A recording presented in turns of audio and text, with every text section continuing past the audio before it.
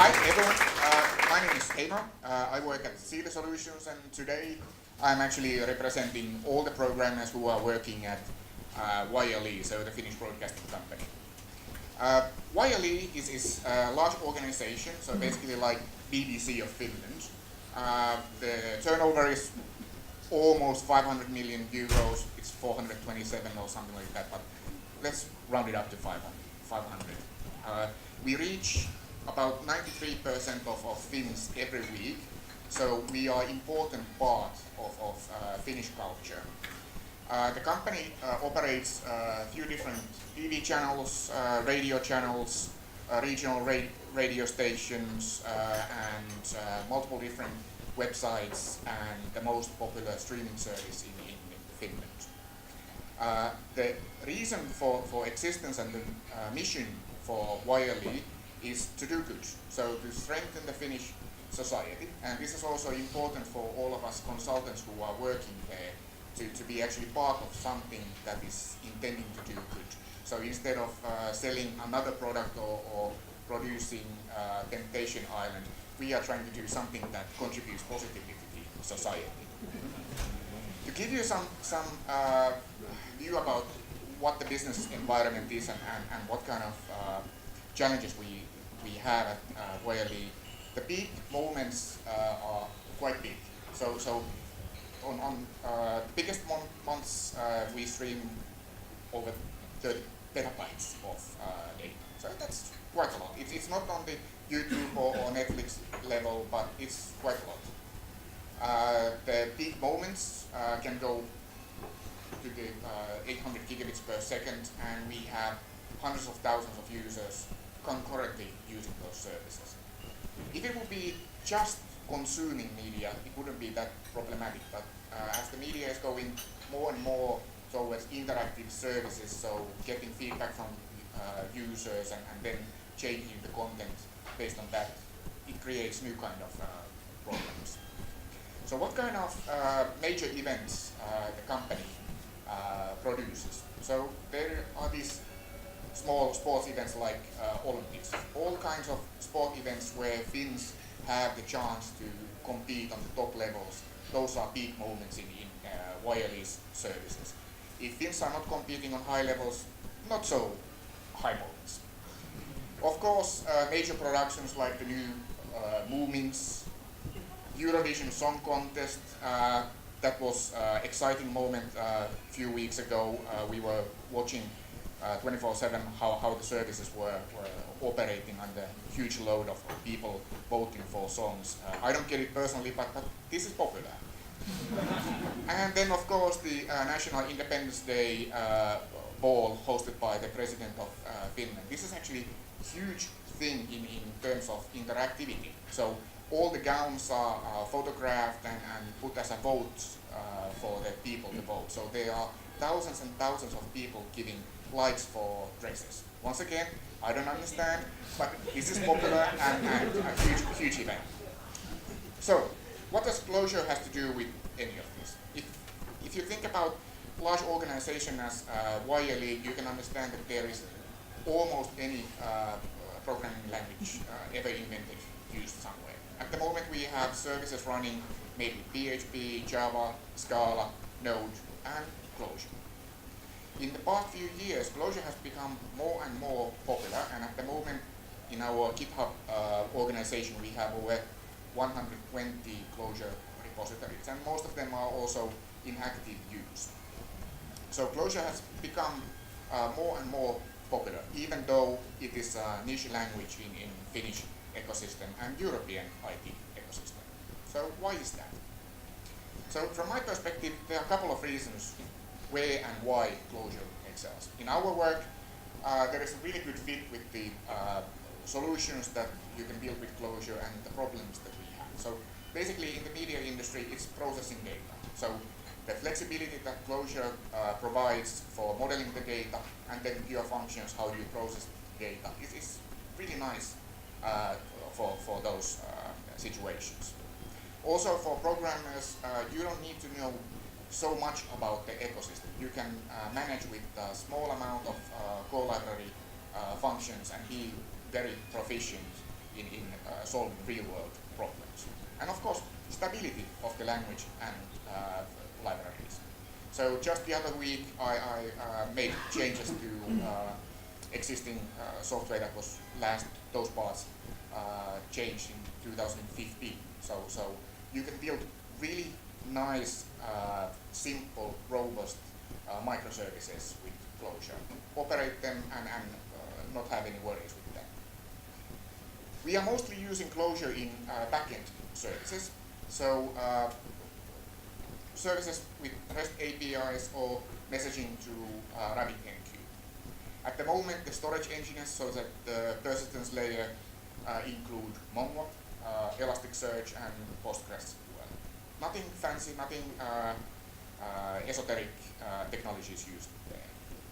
There are a couple of Clojure frontends, mostly back-office tools, not so many components used in the public-facing services. There are a couple of reasons, mostly that those people who actually want to create high-throughput front-end experiences want to customize and optimize those experiences to the last moment, and those tools are lacking in the Clojure ecosystem. In YLE environment, there are a couple of things that actually support the usage of Clojure. So the microservice architecture and domain-driven design are big factors in making it possible to use languages that are not so widely used elsewhere. Each team has the opportunity to choose tools and operate with tools that they are most confident with. And because of the domain-driven design, everyone can also design how they model the data inside their subdomain without any reference to how others do it. Transparency is a big thing, so all the code is visible in GitHub repository, meaning that you can search how others are doing similar things, and you can copy with pride or with love. There are a few shared utilities which codify patterns and solutions, how certain things are done, like using chorus headers, but otherwise people are quite freely reinventing the wheel if they want to do something a little bit different, and Clojure is good in that. The normal pull request reviews and pair coding are also elemental in making sure that people are learning the same practices and the team level understanding of Clojure gets developed. So in this kind of environment, you can take a Java programmer and in a few months actually turn that person into a Clojure programmer. Of course, the mindset requires more time to change, but these kind of things support this transformation. And naturally, the container-based DevOps tooling makes it easy to have these different kind of languages running alongside each other without conflicting things. The stack we are using is really simple, so there shouldn't be any big surprises. Reitit and muuntaja are probably the surprises that are coming. So Clojure does everything that we need, but new shiny things, of course, tempt us as a programmers. The code hygiene things, so tools attached to learning, and always make sure that lazy programmers like me don't commit code that could be more pretty or could be more optimized away. So a few contributions that Yleisradio has done. So if you need to use RabbitMQ anywhere, I highly recommend looking at Rabbit, which is actually our Spring AMQP wrapper. Really nice interface to use RabbitMQ from the Clojure side. There is this HTTP Git wrapper that handles if you need to use AWS services like Elasticsearch from Clojure. So it takes your AWS access keys and then writes the signature to the requests. And quite new releases also this Elastic APN wrapper for Clojure. So if instead of New Relic you want to try something new, we have help for that. And then the last one, the AWS Maven, is utility to publish Maven artifacts to S3 and use them from there. So if you want to have a private repository for libraries that you don't want to publish to Clojures. What next?